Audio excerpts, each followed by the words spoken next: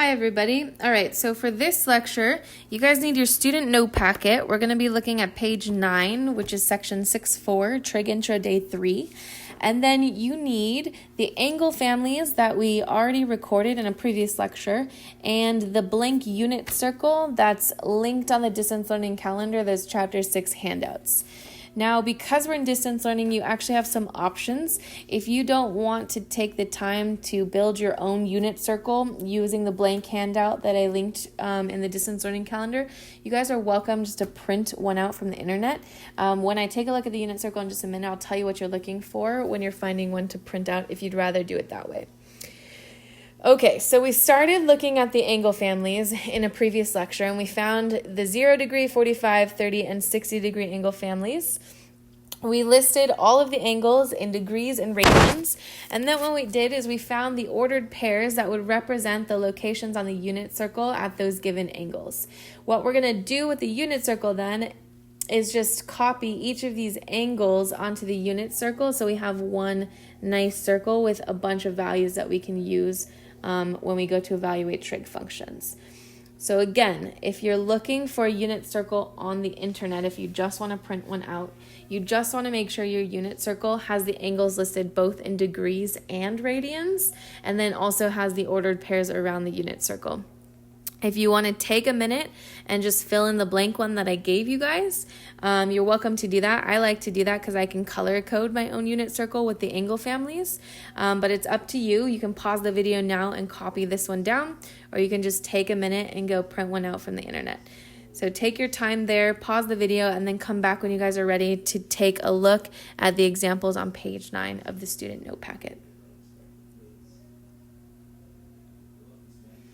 All right, so page 9 of the student note packet is how you guys are going to do your book work. You're going to show all the substitutions, and I'll tell you what I mean by that in just a minute, and then you'll simplify it. You're going to leave things in exact answers. So very rarely are you going to give me a decimal. You're welcome to represent 1/2 as 0.5. But other than that, we want to make sure everything is a simplified fraction, and we'll leave things in terms of square roots as well. Let's talk about that unit circle really quickly. So the really important piece of the unit circle is this. We took a lot of time looking at those ordered pairs on the unit circle. And what happens is when we look at the unit circle, those ordered pairs represent the cosine and the sine values of each of those angles. Because our unit circle has a radius of 1, remember that we always define cosine as x over r. But if r is 1, like it is on the unit circle, it just becomes the x value there.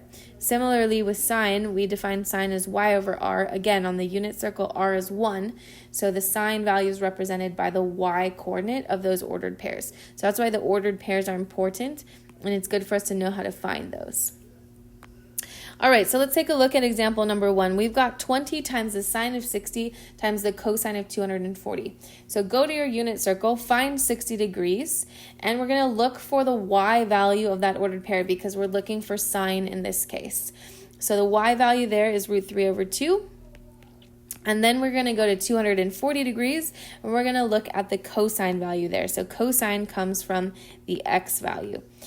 This problem becomes 20 times the square root of 3 over 2 times this negative 1/2. Now I'm going to simplify this. This is negative 20 root 3 over 4, which will simplify to negative 5 root 3. So on your homework, on the bookwork, this is what I mean by the substitution. I'm seeing what you guys find from the unit circle and before you simplify your final answer.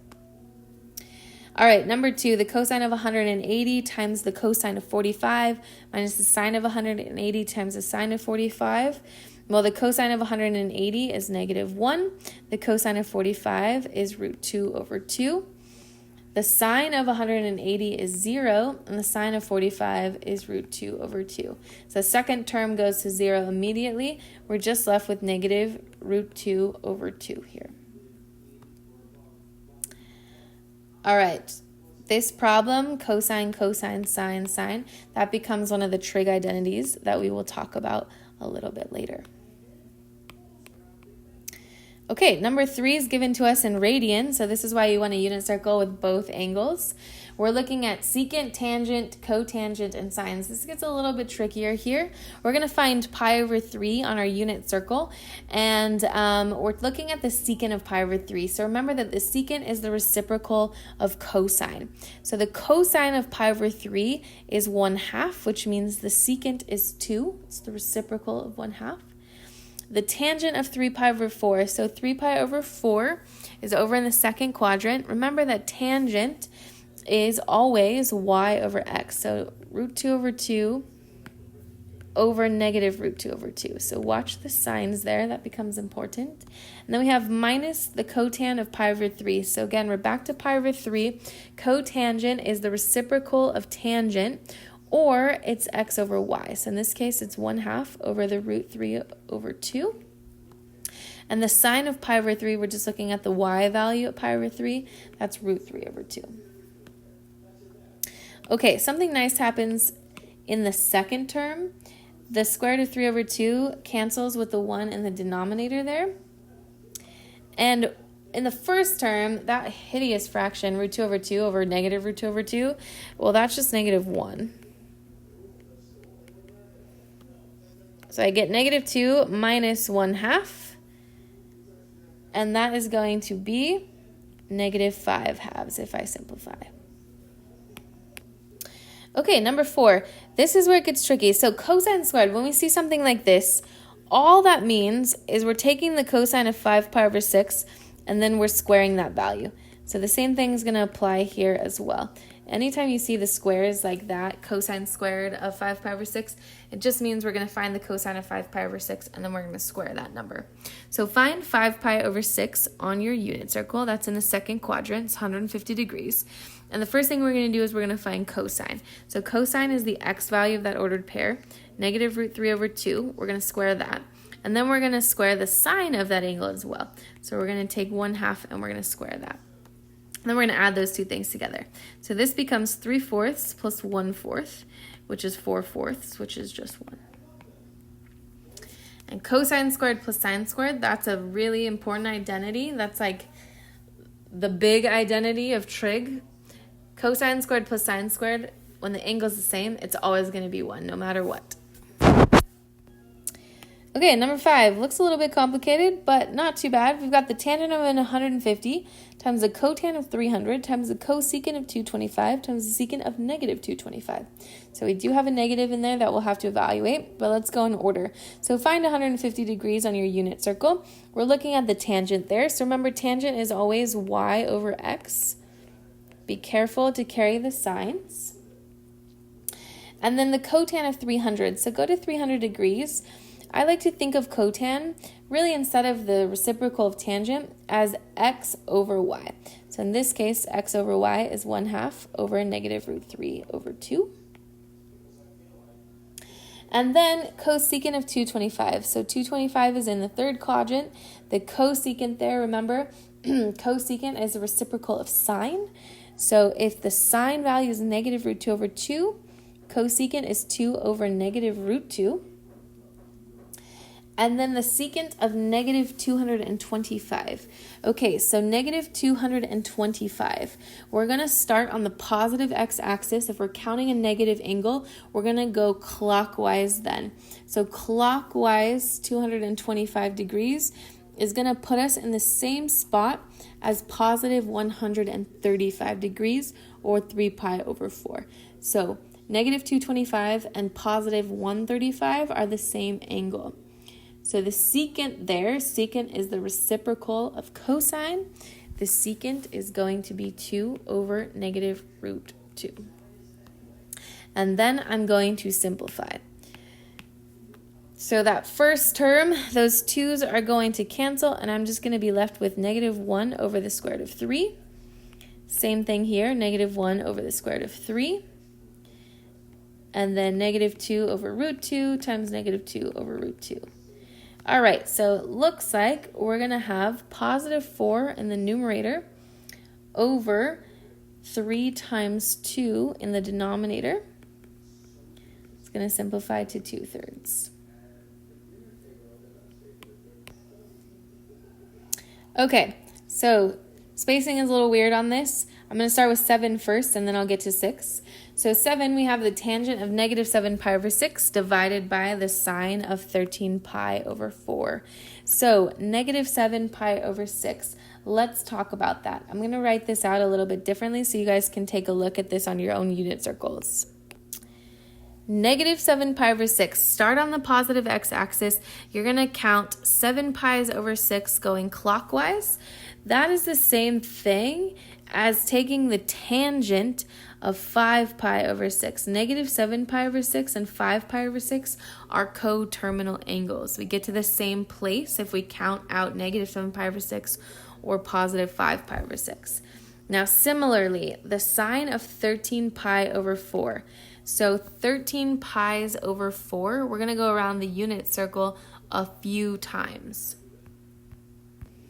13 pi over 4 is coterminal with 5 pi over 4. We get to the same place when I count out 13 pi's over 4.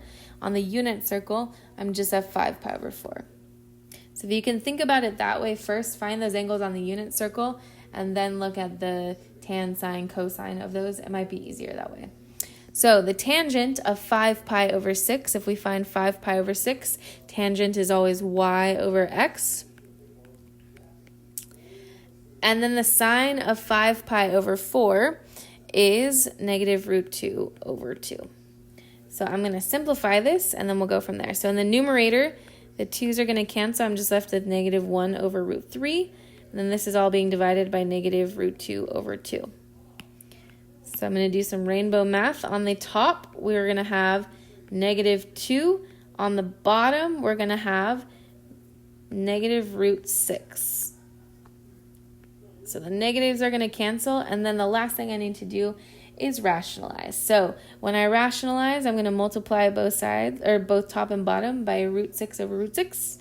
That's going to give me 2 root 6 over 6, and that will simplify to the square root of 6 over 3. Final answer there. Okay, number 6. This is the last one I'm going to work through with you guys. I'll have you do 8, 9, 10, 11 on your own, and then check your work. It's 10 times the secant of 5 pi over 6. So the secant of 5 pi over 6, remember secant is the reciprocal of cosine, so that's just going to be negative 2 over the square root of 3. And then to that, we are going to add 3 times the cosecant of 5 pi over 3. So remember that the cosecant is the reciprocal of sine, and that is going to be negative 2 over the square root of 3. All right, just going to simplify. This is negative 20 over root 3 plus negative 6 over root 3, negative 26 over root 3, and then we rationalize.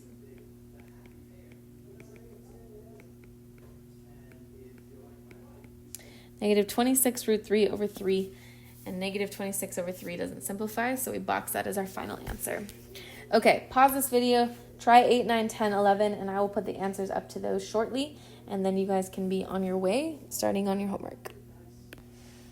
All right, 8, 9, 10, 11, up on the board. Number 8, negative 1. 9 pi is the same thing as pi. They're coterminal, so negative 1 there. Number 9 is undefined, so 5 pi over 2 is coterminal with pi over 2. And then if we're looking at tangent in terms of y over x, you have division by 0, you have something that's undefined. Number 10 is 1. Negative 15 pi over 2 is coterminal with positive pi over 2. And then number 11, again, we have something undefined. Secant is the reciprocal of cosine. So 3 pi over 2, cosine is 0. We have division by 0, which is where we get an undefined value. All right, so keep using your unit circles as you guys do the homework. Make sure you guys are showing your substitutions. Your answers should be simplified fractions. Keep square roots. Don't give me answers in decimal terms. Email me if you've got questions.